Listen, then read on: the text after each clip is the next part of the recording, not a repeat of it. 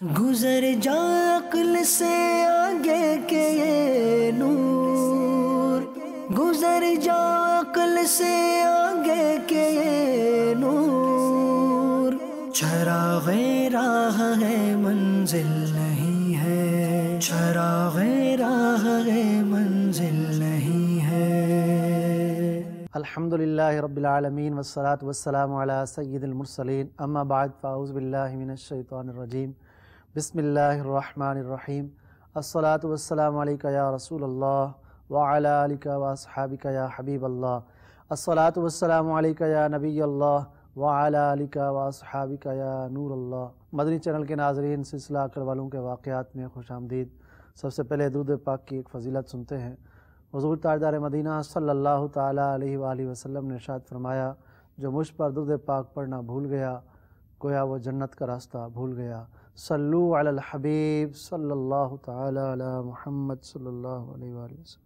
مدنی channel کے ناظرین، اس سلسلے میں ہم جو عقل سے تعلق رکھتے ہیں وہ واقعات ہم سناتے ہیں تاکہ ہمارے مدنی چینل کے ناظرین اس میں دلچسپی سے مدنی چینل دیکھیں بھی اور انہیں دین اور دنیا کی بھلائیاں بھی حاصل ہوں، اور یہ پتہ چلے کہ دین کے اندر جو عقل مندی ہے اس کی کیا حیثیت ہے، اور یہ پتہ چلے کہ دین کی طرف چلے آنے میں، قرآن اور حدیث کو سمجھنے میں انسان کی عقل بہت زیادہ بڑھتی ہے اور اس کے فائدے حاصل ہوتے ہیں۔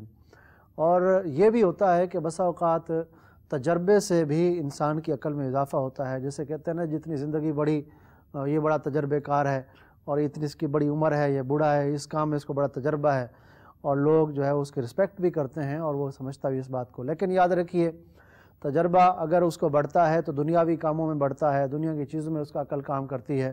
ایسا نہیں ہے کہ وہ بوڑھا ہو جائے اور کہے جی مجھ جیسا کوئی عالم نہیں ہے جبکہ اس نے علم حاصل ہی نہیں کیا، مجھ جیسا کوئی دین کو سمجھنے والا نہیں ہے جبکہ اس نے دین کی علم کو حاصل کیا ہی نہیں ہے۔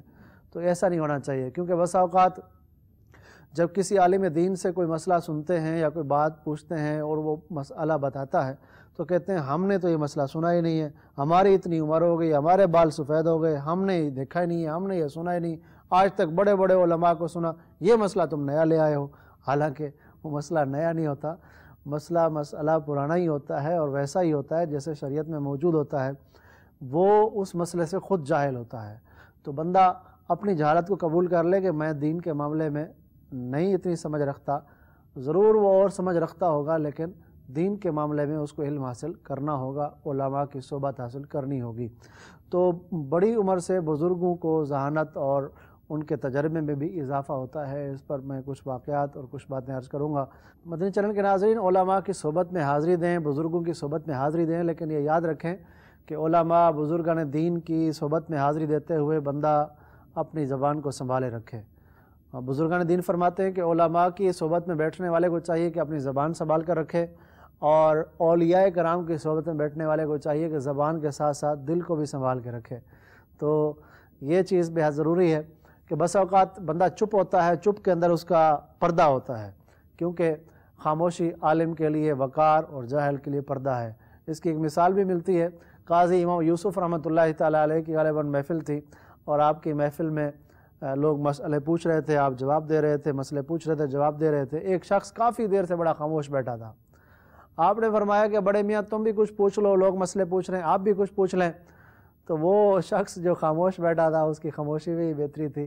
وہ کہنے لگا جی نہیں، میں یہ سوچ رہا ہوں، چلے میں آپ سے یہ پوچھتا ہوں جو میں اتنی دیر سے سوچ رہا ہوں کہ روزہ دار وہ جب سورج غروب ہوتا ہے تو وہ روزہ افطار کرتا ہے۔ آپ نے فرمایا ایسا ہے، یہ بتائیں آپ کہ اگر کسی دن سورج ہی غروب نہ ہو تو پھر روزہ دار افطار کیسے کرے گا؟ قاضی امام یوسف رحمۃ اللہ تعالیٰ نے فرمایا کہ بڑے میاں تم چپ ہی صحیح تھے، کہ ایسا کون سا دن ہے کہ جس دن جو ہے وہ سورج غروب نہیں اور اس کا روزہ جو اس کو افطار کرنا ہے۔ ایک صحابی رسول کا بھی قول ہے کہ انسان اپنی جو سمجھدار انسان ہوتا ہے، عقل مند انسان ہوتا ہے، ایک صحابی رسول کا قول ہے کہ جو عقل مند انسان ہوتا ہے، سمجھدار انسان ہوتا ہے، اس کی زبان، اس کی ذہن، دماغ عقل کے تابع ہوتی ہے، اور جو بے وقوف ہوتا ہے اس کی زبان ان کے تابع نہیں ہوتی، عقل اور دل کے، کیونکہ جو عقل مند آدمی ہوتا ہے وہ دماغ سے سوچتا ہے، دل سے سوچتا ہے اور پھر وہ بولتا ہے، اور جو ہوتا ہے احمق، بے وقوف، وہ سوچتا نہیں ہے، وہ اس کی زبان ان کے تابع ہی نہیں ہے عقل کے، بلکہ عقل اس چیز کے تابع ہوتی ہے، دماغ زبان کے تابع ہوتا ہے، الٹا سسٹم چل رہا ہوتا ہے، تو وہ کیا کرتا ہے، وہ بول پڑتا ہے، اور اس بولنے کی وجہ سے بسا اوقات وہ شرمندگی، بسا اوقات نقصان خسارہ وہ اٹھاتا ہے۔ تو ہمارے مدنی ماحول کے اندر ایک نعرہ لگایا جاتا ہے، پہلے تولو بعد میں بولو، پہلے تولو بعد میں بولو۔ تو یہ بندے کو چاہیے کہ وہ عقل سے پہلے سوچ لے، سمجھ لے، اس کے بعد وہ اس بات کو کرے۔ تو میں عرض کر رہا تھا کہ بزرگان دین رحمہم اللہ المبین ذہین ہوتے ہیں، اور ساتھ ساتھ بندے کی عمر کے ساتھ بھی تجربہ اس کا بڑھتا ہے دنیاوی معاملات میں۔ اس کی ایک مثال ملتی ہے کہ کسی زمانے میں جاپان میں کسی پرانے دور میں ایک قانون تھا، ایک طریقہ کار تھا لوگوں کا، کہ جب کوئی ان کے شہر میں، ان کے اپنے آس پاس میں گھر میں کوئی بوڑھا ہو جاتا تھا، باپ، دادا، پردادا، نانا، جب کوئی بوڑھا ہو جاتا تھا تو پھر وہ اس بوڑھے کو اٹھا کر ایک دور گھر سے پہاڑی کے اوپر جا کر چھوڑ آتے تھے۔ آج کل بدقسمتی سے اولڈ ہاؤس بن گئے، جہاں پر بوڑھے ماں باپ کو لوگ جو ہے وہ وہاں چھوڑ آتے ہیں، اور اس طرح وہ دنیا کا بھی خسارہ، آخرت کا بھی خسارہ مول لیتے ہیں۔ کتنی بے حسی کی بات ہے۔ تو ان کو جو بوڑھے ماں باپ ہو جاتے ہیں، ان کی خدمت کرنی چاہیے، ان کی خدمت میں جنت ملتی ہے بندے کو۔ ایک حدیث پاک کا مفہوم ہے، حضور نبی کریم صلی اللہ علیہ وآلہ وسلم نے جو منبر پر قدم مبارک رکھتے ہوئے آمین فرمایا تھا، 3 جگہ آمین فرمایا تھا، ان 3 جگہوں میں سے جو جبرائیل علیہ السلام دعا کر رہے تھے، صحابہ کرام علیہ رضوان نے جب پوچھا کہ یا رسول اللہ آپ کس بات پہ آمین فرما رہے ہیں، ہمیں سمجھ نہیں آئی، ارشاد فرمائیے۔ پیارے آقا صلی اللہ علیہ وآلہ وسلم نے فرمایا کہ جبرائیل علیہ السلام دعا کر رہے تھے اور میں آمین کہہ رہا تھا۔ پہلی دعا کی کہ ایک دعا یہ کی کہ اس شخص کی ناک خاک آلود ہو کہ جو رمضان کو پائے اور بخشش نہ کروا پائے، اور نمبر 2 اس شخص کی ناک خاک آلود ہو کہ جو آپ کا ذکر سنے اور آپ پر درود و سلام نہ پڑھے، اور نمبر 3 اس شخص کی ناک خاک آلود ہو جو ماں باپ کو بڑھاپے میں پائے اور ان کی خدمت کر کے جنت داخل نہ ہو پائے۔ تو ماں باپ کی تو خدمت کرنی ہے، بوڑھے ہو جائیں تو ان کی خدمت میں اور زیادہ بندے کو چاہیے وہ بڑھ چڑھ کے حصہ لے، نہ یہ کہ اس کو جو ہے وہ دور چھوڑائے یا دور اس طرح کرے۔ یہ تو مسلمانوں کا طریقہ ہی نہیں ہے۔ تو مسلمانوں کو چاہیے ماں باپ کے ساتھ بھلائی کے ساتھ پیش آئیں، ماں کے ساتھ بھلائی کے ساتھ پیش آئیں، ان کی خدمت کریں، اور انشاءاللہ ان کی خدمت کریں گے، اس کا فائدہ دنیا میں بھی حاصل ہوگا، آخرت میں بھی حاصل ہوگا، اور اللہ اور اس کے رسول عز و جل صلی اللہ علیہ وآلہ وسلم کی فرما برداری بھی ہوگی۔ تو میں عرض کر رہا تھا کہ اس جگہ یہ قانون تھا، طریقہ کار تھا کہ وہ بوڑھے کو اٹھا کر دور پہاڑوں میں جا کر اس کو رکھاتے تھے۔ تو ایسا ہی تھا کہ ایک شخص تھا، ایک جوان تھا، وہ اپنے باپ سے بڑی محبت کیا کرتا تھا۔ تو وہ جب باپ اس کا بوڑھا ہوا تو اس نے کیا کیا کہ اپنے باپ کو اٹھایا اپنے طریقہ کار کے مطابق، جس طرح حاکم کا حکم بھی تھا وہاں کا کہ کوئی شخص اپنے گھر میں بوڑھے کو نہیں رکھے گا، تو حاکم کا حکم بھی تھا، ایک رواج بھی تھا۔ اس نے بوڑھے باپ کو اٹھایا کندھے پر اور جا کر اس پہاڑ کی طرف وہ جانے لگا۔ جو بوڑھا والد تھا اس نے راستے میں ایک ٹہنیاں توڑنا شروع کر دی، ایک درخت کی ٹہنیاں اس نے توڑی، بہت ساری ٹہنیاں توڑی اس نے۔ جیسے ہی اس کے بیٹے نے اس کو اٹھایا بوڑھے باپ کو، تو اس نے راستے میں ایک ایک ٹہنی جو تھی وہ ڈالنے لگا، تاکہ ساری ٹہنیاں وہ ڈالتا گیا۔ جیسے ہی وہ پہاڑ پر پہنچا، بیٹے نے ایک جگہ بنائی، نیچے کچھ بچھایا اور درخت کو پتے توڑ کر نیچے جگہ بنائی، اور اس کو باپ کو کہا کہ اب آپ یہاں رہنا ہے آپ کو، اور یہ میری مجبوری ہے اور میں یہاں آپ کو چھوڑنے آیا ہوں۔ باپ نے کہا کہ بیٹا یہ ٹہنی ہے جو میں تمہیں دے رہا ہوں، یہ تمہاری آسانی کے لیے میں نے، راستہ اتنا طویل ہے، تم کہیں راستہ بھٹک نہ جاؤ، شام ہو رہی ہے، سورج غروب ہو رہا ہے، ایسا کرو تم، یہ ٹہنی ہے، نشانی کے طور پر میں ٹہنیاں ڈالتے آیا ہوں تاکہ تم راستہ بھٹک نہ جاؤ، تم اس ٹہنی کو لے لو، جہاں جہاں اس طرح کی ٹہنیاں پڑی ہوئی ہوں گی تم ویسے ویسے راستہ چلتے جانا، اور سیدھا تم جلدی گھر پہنچ جاؤ گے، اب تم جاؤ، تمہیں دیر ہو رہی ہے۔ جب باپ نے یہ کہا، بیٹے کا محبت تو باپ سے پہلے ہی کرتا تھا، وہ پہلے ہی باپ سے محبت کرتا تھا، لیکن وہ بس وہ چھوڑنے آ گیا تھا، مجبوری تھی اس کی، بہرحال جیسا بھی تھا تو وہ چھوڑنے آ گیا۔ اب بیٹے نے جب یہ دیکھا کہ میرے باپ کی اس قدر مجھ سے محبت، اس قدر میرا خیال، اور یاد رکھیے مدنی چینل کے ناظرین، ماں باپ ہمیشہ اپنی اولاد کا بھلا چاہتے ہیں، ماں باپ اپنی اولاد کی ہمیشہ خیر خواہی چاہتے ہیں۔ یہ بسا اوقات اولاد کو سمجھ نہیں آ رہی ہوتی، یا بسا اوقات اولاد بالکل یوں ہو جاتی ہے کہ ہمارے ماں باپ نے ہمارے لیے کچھ کیا ہی نہیں ہے۔ ایسا نہیں ہونا چاہیے، ایسا نہیں بولنا چاہیے۔ تو بہرحال وہ بیٹا جو تھا اس نے وہ ٹہنیاں، اس سے ٹہنی لی، نہ صرف ٹہنی لی بلکہ باپ کو پھر کندھے پر اٹھایا اور واپس گھر لے آیا۔ جب وہ گھر پہنچا اس کو خوف ہوا کہ کہیں حاکم کو پتہ نہ لگ جائے اور میرے اوپر جرمانہ لگ جائے، اس نے باپ کو گھر میں چھپا کر رکھا، کہا کہ آپ گھر میں رہیں اور میں آپ کی خدمت کروں گا۔ باپ گھر میں رہنے لگا، بیٹا حسب معمول اپنی زندگی کے ایام گزارنے لگا، اور ایک بار حاکم نے یہ کہا، اعلان کیا اپنے شہر میں کہ مجھے راکھ کی بنی ہوئی رسی چاہیے، تو جو یہ لا کر دے گا میں اس کو بہت سارا انعام دوں گا۔ تو لوگ بڑے حیران ہوئے کہ یہ بادشاہ کیسی بات کر رہا ہے۔ خیر بادشاہ تھا، حاکم تھا، اس نے جو بھی کہہ دیا۔ اب لوگ انعام پانے کے لیے، لالچ کے لیے وہ ایسا کرتے، انعام پانے کے لیے۔ اب لوگوں نے بڑی کوشش کی کہ کس طریقے سے راکھ کی ہمیں رسی مل جائے۔ سارے لوگ سوچنے لگے کہ کیسے مل سکتی ہے، کیسے مل سکتی ہے۔ آخر کار ان کو جواب نہ آیا اس کا۔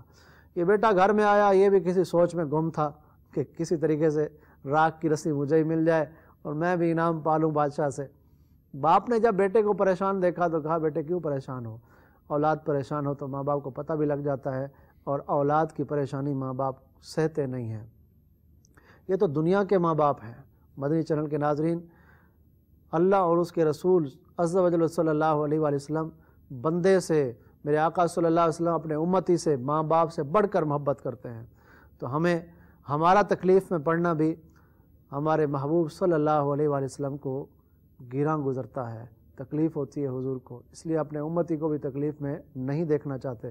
بندے پر جو سب سے بڑا حق ہے وہ اللہ اور اس کے رسول کا ہے، تو بندے کو چاہیے کہ اللہ اور اس کے رسول کو راضی کرے، اور اللہ اور اس کے رسول کے بعد جو سب سے بڑا حق ہے وہ اس کے ماں باپ کا ہے۔ تو بہرحال وہ بیٹا باپ سے کہنے لگا، یہ سوال آیا ہے حاکم کی طرف سے کہ راکھ کی بنی ہوئی رسی چاہیے۔ باپ کہنے لگا کہ ٹھیک ہے، ایک کام کرو کہ تم ایک مضبوط رسی بناؤ، مضبوط رسی بنا کر اس رسی کو تختے پر رکھو اور اس کو آگ لگا دو۔ جب وہ آگ لگ جائے گی تو وہ رسی جل جائے گی، وہ راکھ کی ہو جائے گی، دکھنے میں وہ رسی بٹی ہوئی لگے گی اور ہوگی وہ راکھ کی۔ واہ واہ! وہ رسی کو اس طرح بنا کر آگ لگا کر راکھ کی رسی بنی ہوئی وہ لے جا کر بادشاہ کے سامنے رکھ دی۔ حاکم نے جب دیکھا تو بڑا حیران ہو گیا کہ واقعی تم راکھ کی رسی لے آئے ہو، بڑے ذہین لگتے ہو، بڑے عقل مند لگتے ہو۔ تو اس نے دوسرا سوال دے دیا، کہا جی میرا دوسرا سوال یہ ہے، اس پر بھی تمہیں انعام ہے، لیکن میرا دوسرا سوال ہے اگر تم اس کا جواب لا دو گے تو میں تمہیں اور زیادہ انعام دوں گا۔ دوسرا سوال یہ ہے کہ میرے پاس یہ بانس کا ٹکڑا ہے، اس کے دونوں سرے برابر ہیں۔ جو بانس کا سرا ہوتا ہے اوپر والا وہ باریک ہوتا ہے، نیچے والا موٹا سرا ہوتا ہے، جڑ ہوتی ہے، لیکن اس بانس کے دونوں سرے برابر تھے۔ وہ کہنے لگا یہ امتحان ہے آپ کی عقل کا کہ آپ یہ بتائیں کہ اس کے نیچے والا حصہ کون سا ہے اور اوپر والا حصہ کون سا ہے۔ یہ اگر آپ بتا دیں تو آپ اس امتحان میں پاس ہو گئے۔ سارے شہر کو بھی چیلنج کر دیا، جو بھی اس شہر میں لا کر دے گا وہ انعام پائے گا۔ لوگ تو قاصر آ گئے، لیکن وہ بچہ اپنے باپ کے پاس جاتا ہے جو تجربہ کار ہوتا ہے، بوڑھا ہوتا ہے، اس کے پاس جاتا ہے۔ باپ کہتا ہے یہ کوئی مسئلہ ہی نہیں ہے، پریشان کیوں ہو؟ تم ایک کام کرو، ایک پانی کا ٹب بھرو، بہت سارا پانی بھرو اور اس پانی کے اندر اس بانس کو ڈال دو۔ جو حصہ اس کا پانی کے اندر جائے وہ اس کا جڑ والا حصہ ہے، جو حصہ اوپر رہے وہ اس کے سرے والا حصہ ہے۔ اس نے جب یہ کیا، دیکھا کہ واقعی ایسا ہے، وہ اس طرح پانی کا ٹپ لے کر گیا اور بادشاہ کے سامنے اس نے کر کے دکھایا، کہا جی یہ حصہ اس کا جڑ والا ہے اور یہ حصہ اس کا سر والا ہے۔ بادشاہ حیران ہوا اس کی عقل مندی پر، کہنے لگا کہ بڑے عقل مند اور ذہین ثابت ہوئے تم تو۔ اس کو انعام دیا۔ کہا جی تیسرا سوال میرا یہ ہے کہ تم ایک مجھے ڈھولک چاہیے کہ جو بغیر بجائے خود بجے۔ بادشاہ بڑا عجیب و غریب تھا، اس کے سوال بھی بڑے عجیب و غریب تھے، لیکن اس نے اس کے عقل کا امتحان لینے کے لیے اس نے تیسرا سوال بڑا ہی مشکل اور بڑا عجیب کر دیا۔ وہ بندہ گھر گیا اور اس نے اپنے بوڑھے والد سے جس کی وہ خدمت کیا کرتا تھا اس کو یہ بات بتائی، تو اس نے کہا کہ یہ بھی ممکن ہے، اور اس نے اپنے ذہن سے عقل سے یہ سوچا، اور سوچنے کے بعد کہا کہ تم ایسا کرو کہ جنگل میں جاؤ اور ایک شہد کا چھتا، لکڑی جس شہد پر بیٹھی ہے اس لکڑی سمیت اس کو توڑو، توڑ کر کے ایک ڈھولک میں ڈال دو، ڈال کر کے اس کو چمڑے سے بند کر دو دونوں طرف۔ اب جب اس کو بند کر دو گے، جیسے ہی بادشاہ اس کو ہاتھ لگائے گا، جیسے ہی ہاتھ لگائے گا تو وہ خود بخود اس کی مکھیاں اڑیں گی اور وہ خود بخود بجنے لگ جائے گی۔ ایسا ہی کیا اس نے، وہ شہد کے چھتے کو اس نے اندر ڈالا، ڈالنے کے بعد بادشاہ کے پاس لے گیا، پورا بند کر دیا۔ جیسے ہی بادشاہ نے اس کو اٹھایا وہ خود بخود بجنے لگ گئی، شہد کے چھتے کی مکھیاں اڑنے لگ گئیں، وہ بجنے لگ گئی۔ تو بادشاہ بڑا خوش ہوا اور کہنے لگا کہ یہ تم اتنے سارے مشکل سوال، تم بڑے عقل مند اور ذہین معلوم ہوتے ہو، تم بتاؤ یہ کیسے تم نے حل کیے سوالوں کے جواب؟ تو وہ کہنے لگا یہ عقل مندی میری نہیں ہے، یہ عقل مندی یہ میرے باپ کی ہے، جو بوڑھا میرا باپ میرے گھر میں ہے، اب تم مجھے جو سزا دینا چاہو اپنے بوڑھے باپ کو گھر میں رکھنے کی تم دے سکتے ہو، لیکن سارے سوالوں کے جواب میرے باپ نے دیے ہیں۔ وہ حاکم جو تھا بڑا حیران ہوا اور اس بات پہ ماننے پہ مجبور ہوا کہ جو بوڑھے لوگ ہوتے ہیں وہ تو بڑے سرمایہ ہوا کرتے ہیں، وہ تو بڑے عقل مند ہوا کرتے ہیں، وہ تو ہمارے لیے بڑے فائدہ مند ہوا کرتے ہیں، تو آج کے بعد یہ رواج ختم ہے، آج کے بعد سبھی لوگ اپنے بوڑھے ماں باپ کو گھر میں رکھیں گے اور ان کی خدمت بھی کیا کریں گے۔ تو مدنی چینل کے ناظرین، دیکھا آپ نے ماں باپ کی خدمت کرنے والا وہ شخص دنیا کے اندر بھی آسائش پا گیا، دنیا کی دولت بھی اس کو مل گئی، آسانی بھی مل گئی، اور ماں باپ کی خدمت کرنے والے کے واقعات بہت سارے ہیں، وہ دنیا کی آخرت کی بھلائیاں پاتے ہیں۔ جیسے وہ سورہ بقرہ کے اندر بھی ایک واقعہ مختصر میں اشارہ کر دیتا ہوں کہ جس میں وہ گائے، بنی اسرائیل نے گائے خریدنی تھی کہ جس کی دم سے وہ بندے نے اٹھ کر جو ہے نا وہ اپنے قاتل کا بتانا تھا اللہ تعالیٰ کے حکم سے، تو وہ گائے جو تھی اس کی قیمت تھی پوری سونے کی بھری ہوئی ہونا۔ تو جس بندے کے پاس وہ گائے تھی، اس بندے کی جو خاصیتیں تھیں ان میں خاصیت میں ایک چیز یہ بھی تھی اس لڑکے کی کہ وہ اپنی ماں کا انتہائی فرمانبردار اور خدمت گزار تھا۔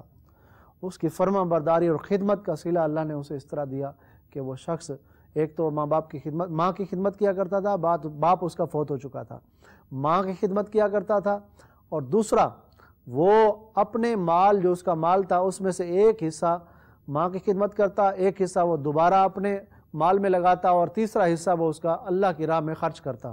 اسی طریقے سے رات کے بھی اس نے 3 حصے کیے ہوئے تھے، رات کا ایک حصہ وہ سوتا تھا، ایک حصہ وہ عبادت کیا کرتا تھا، اور ایک حصہ وہ ماں کی خدمت کیا کرتا تھا۔ تو ماں کی خدمت وہ اس طرح بھی کیا کرتا تھا، مال کے بھی 3 حصے کیے ہوئے تھے، وقت کے بھی 3 حصے کیے ہوئے تھے۔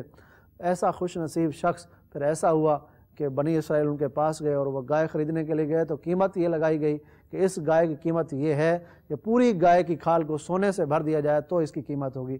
اس طرح وہ ماں کی خدمت کرنے والا بڑا امیر و کبیر ہو گیا۔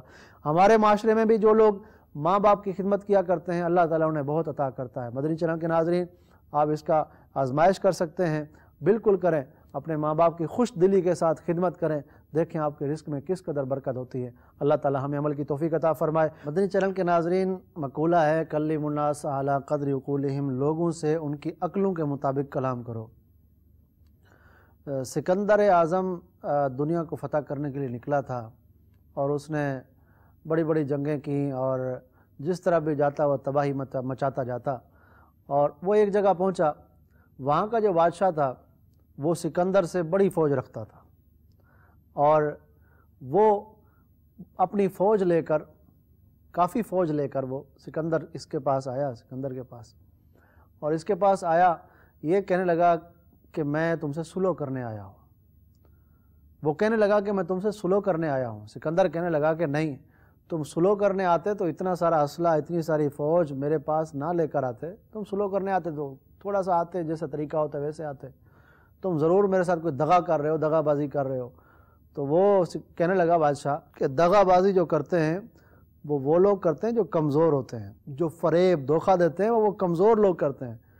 جو طاقتور ہوتے ہیں وہ دغا نہیں دیتے، وہ فریب نہیں کرتے، وہ پیٹھ پیچھے سے چھرا نہیں مارتے، وہ لڑا کرتے ہیں۔ میں یہ صرف جو فوج لے کر آیا ہوں اور تم سے سلو کرنے آیا ہوں، اتنی ساری فوج ساتھ لایا ہوں، صرف یہ بتانے کے لیے کہ میں اتنا کچھ رکھنے کے باوجود بھی تم سے سلو کرنا چاہتا ہوں۔ سکندر نے کہا واہ، بڑی اچھی بات ہے، بڑی پیاری بات ہے، ٹھیک ہے جی، سلو ہو گئی۔ اس نے اس سکندر کی بڑی دعوت کی، بڑی عالی شان دعوت کی، اور بڑا میدان سجا، وسیع و عریض۔ اس میدان میں تمبو لگائے گئے، نیچے قالین بچھائے گئے، بہترین قسم کی اس نے دعوت کی، اور دعوت کے اندر اس نے کھانے میں کھانے کی بجائے جو ہم کھانا کھاتے ہیں، جو چیزیں کھاتے ہیں، اس کھانے کی بجائے اس نے ہیرے جواہرات، لال موتی، اس طرح کی چیزیں اس نے رکھی جی یہ کھانے کے لیے۔ اب سکندر جیسے ہی اس کے آگے یہ چیز رکھی تو وہ بادشاہ کہنے لگا سکندر اعظم کو کہ آپ جی کھائیں آپ ان کو۔ وہ کہنے لگا کہ یہ کیا بات ہو گئی، یہ کھانے کی چیز ہے، آپ کیوں یہ کر رہے ہیں میرے ساتھ مذاق، یہ کوئی کھانے کی چیز ہے، آپ اس طرح یہ انسان تھوڑی کھاتے ہیں۔ اب اس نے سمجھانے کی بات کی، اس نے عقل مندی کی بات کی، جس طرح کا بندہ اس کو ویسے سمجھایا جائے۔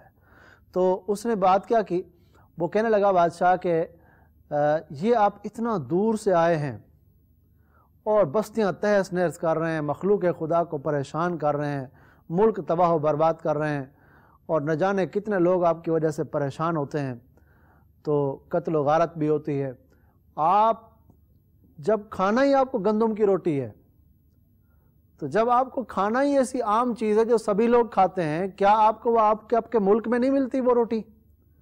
تو میں نے سوچا کہ شاید آپ اتنا کوشش کرتے ہیں، اتنی مار دھاڑ کرتے ہیں، اتنا نقصان کرتے ہیں اور دنیا کو فتح کرنے نکلے ہوئے ہیں، تو آپ کوئی عام چیز نہیں کھاتے ہوں گے، آپ خاص یہ ہیرے جواہرات، یہ موتی، یہ سونا چاندی یہ کھاتے ہوں گے۔ تو اس لیے میں نے آپ کو یہ دیے ہیں کہ آپ یہ کھاتے ہوں گے۔ جب آپ کو روٹی ہی کھانی ہے تو پھر آپ ایسا کام کر کیوں رہے ہیں؟ سکندر لاجواب ہو گیا، اس نے کہا واہ، تم نے مجھے سمجھا دیا، تمہاری عقل مندی کو سلام کہ تم نے سمجھا دیا مجھے کہ جب مجھے کھانی وہی روٹی ہے اور کھانی اتنی ہے جتنا میرا پیٹ ہے، تو میں خواہ میں اتنی زیادہ جو ہے وہ مشقتیں اور تکلیفیں اور نہ جانے کیا کیا کر رہا ہوں۔ تو اس طریقے سے وہ سکندر اسی دن سے پھر وہ واپس چلا گیا اپنی جگہ۔ تو جس طرح کا بندہ ہوتا ہے بس اوقات اس کو ویسے سمجھایا جاتا ہے۔ خلیفہ ہارون رشید کا دور تھا، وہ ان کا ایک بیٹا تھا مامون رشید۔ خلیفہ ہارون رشید اپنے بیٹے کو مکتب ڈال کے آیا پڑھنے کے لیے، تو بیٹا پڑھ رہا تھا، استاد پڑھا رہا تھا۔ طریقہ یہ تھا کہ بیٹا پڑھتا جاتا، بیٹا جو پڑھتا تو استاد محترم جو تھے ان کے وہ جو سبق سن رہے تھے، تو بیٹا پڑھتا، استاد یوں گردن ہلاتا، کہتا ہاں ٹھیک ٹھیک ٹھیک، گردن ہلاتے جاتے استاد۔ تو بیٹا پڑھتے قرآن پاک کی اس آیت پہ پہنچا جس کا مفہوم یہ ہے کہ تم وہ بات کیوں کہتے ہو جو کرتے نہیں ہو۔ تو جب اس نے یہ قرآن کریم کی آیت پڑھی تو استاد جو تھا اس نے سر جھکا کے بیٹھا تھا، اس نے ایک دم سر اٹھایا اور اس کو دیکھا مامون رشید۔ اس نے پھر آیت پڑھی، استاد نے پھر سر جھکا کے پھر اس کو اٹھایا اور پھر وہ آگے چل پڑا، آگے کہا جی پڑھیں، آگے پڑھیں، آگے پڑھیں۔ جو بیٹا تھا مامون رشید وہ واپس جب گھر آیا تو اپنے باپ ہارون رشید کو کہنے لگا کہ آج بڑا عجیب معاملہ ہوا ہے۔ کیا معاملہ ہوا؟ کہا کہ جب میں اس آیت کریمہ پر پہنچا کہ جس آیت کریمہ میں یہ کہا گیا ہے کہ تم ایسی بات کیوں کہتے ہو جو کرتے نہیں ہو، جس پر پورا اترتے نہیں ہو، ایسی بات کرتے کیوں ہو، جس کا مفہوم یہ ہے، تو میرے استاد نے گردن اٹھا کر مجھے دیکھا، تو ضرور ابا جان آپ نے میرے استاد سے کوئی ایسی بات کی ہے، کوئی ایسا وعدہ کیا ہے کہ جو آپ نے کیا نہیں ہے، پورا نہیں کیا آپ نے، ایسی کوئی بات ان سے کی ہے۔ ہارون رشید سوچنے لگا، سوچ کے وہ کہنے لگا ہاں، بات یہ ہے کہ استاد محترم نے تمہارے نے مجھے کہا تھا کہ علماء کی کوئی خدمت کی جائے، کچھ علماء ہیں جن کے حالات درست نہیں ہیں، ان کی مالی خدمت کی جائے تاکہ وہ دین کی خدمت کر سکیں۔ تو میں وہ اپنے معاملات میں بھول گیا، تو اس طرح تیرے استاد نے توجہ دلائی کہ بادشاہ تم جو بات کہتے ہو وہ کرتے کیوں نہیں ہو، جو بات کی تھی اس کو پورا بھی کرو۔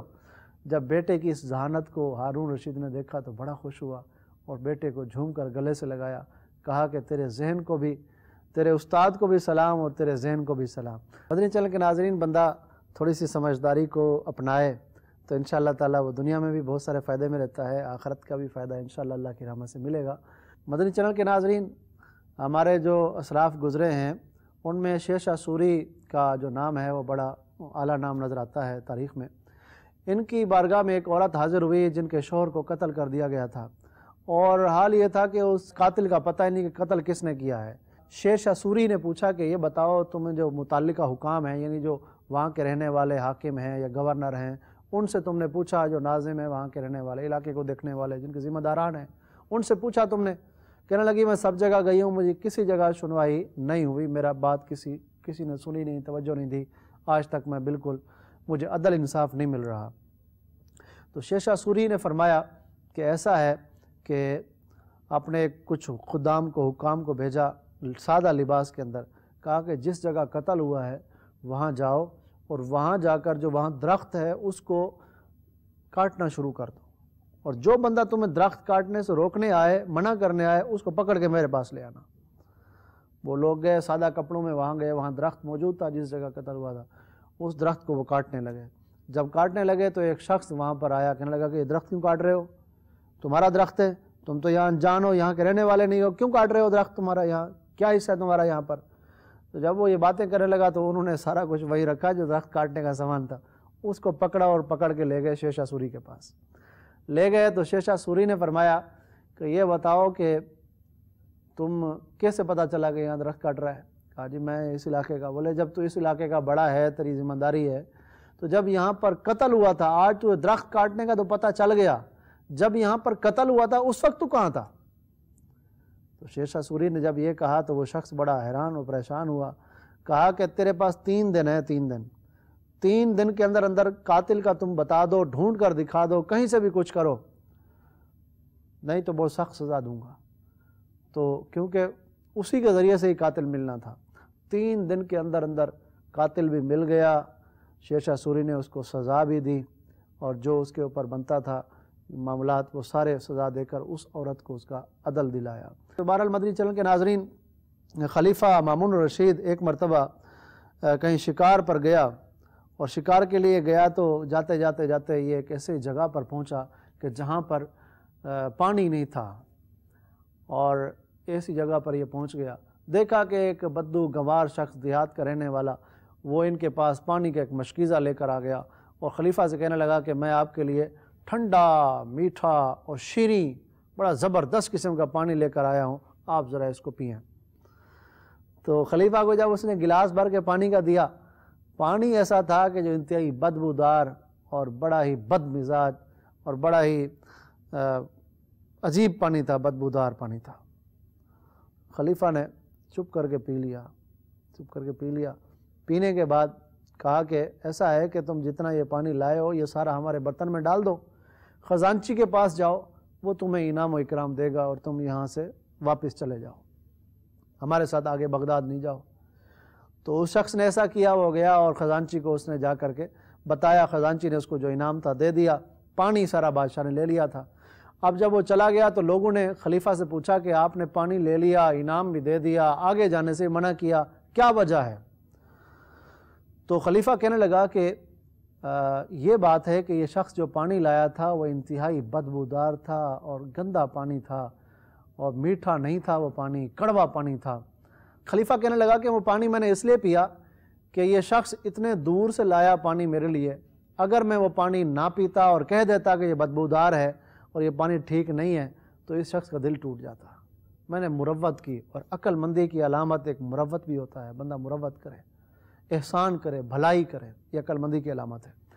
تو خلیفہ یہ کہنے لگا کہ میں نے اس لیے اس کے ساتھ بھلائی کی, اور اس کو انعام اس لیے دیا کہ وہ شخص لالچ کے ہی ارادے سے پانی لایا تھا کہ میں خلیفہ کو پانی پلاؤں گا, یہ مجھے کچھ دے گا, انعام دے گا.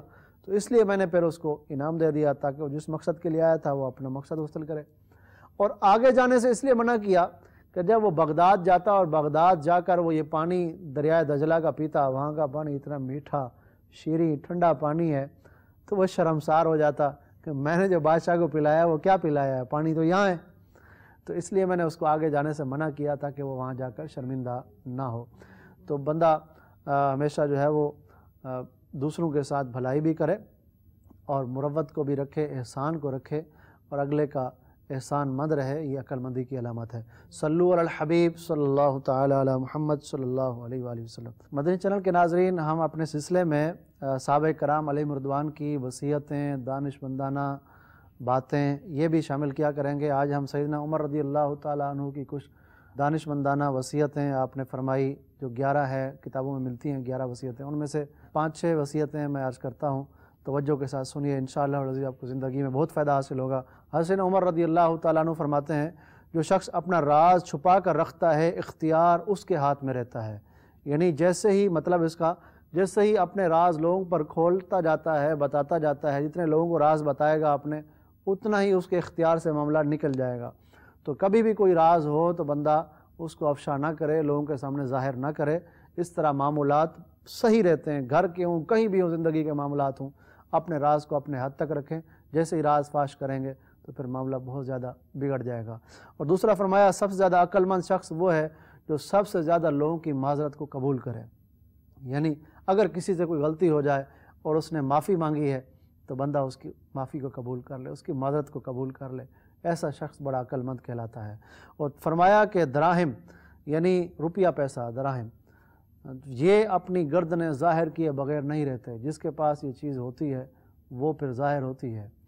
تو آگے فرمایا کہ کسی شخص کے اخلاق پر اعتماد کرنے سے پہلے اسے غصے کی حالت میں دیکھ لو. یعنی کسی شخص پر اعتماد کرنا ہے تو اس کو غصے کی حالت میں دیکھ لیں کہ غصے کی حالت میں اس کی عقل بھی صحیح رہتی ہے کہ نہیں، عقل اس کی صحیح کام کر رہی ہوتی ہے۔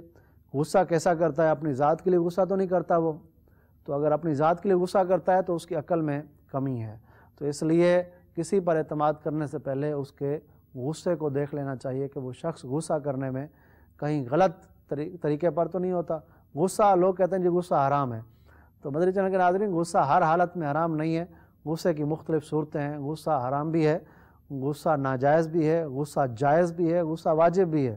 اس کی مختلف صورتیں ہیں، اس کی مکمل صورتیں امیر علیہ سنت مدعا ذل العالی نے اپنے رسالے غصے کا علاج میں لکھی ہیں، وہ پڑھ لیجئے، اسے حاصل کیجئے۔